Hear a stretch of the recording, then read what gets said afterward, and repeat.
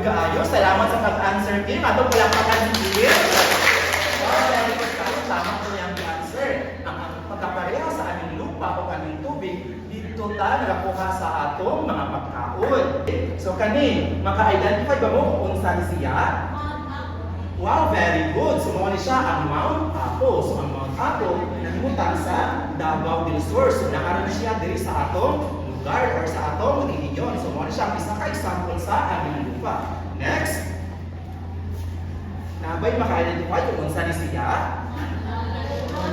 Very good. Mawali siya ang Mount Talumo. Ang Mount Talumo, nahimutang gihapon diri sa atong religion sa Davao del Sur.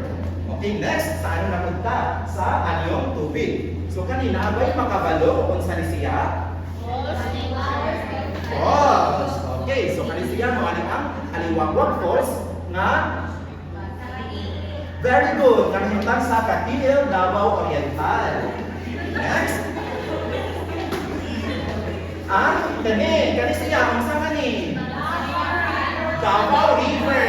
Dapat nakarelate kahit na Davao na halos diri. So muna siya ang Davao River, ditira sa Davao City.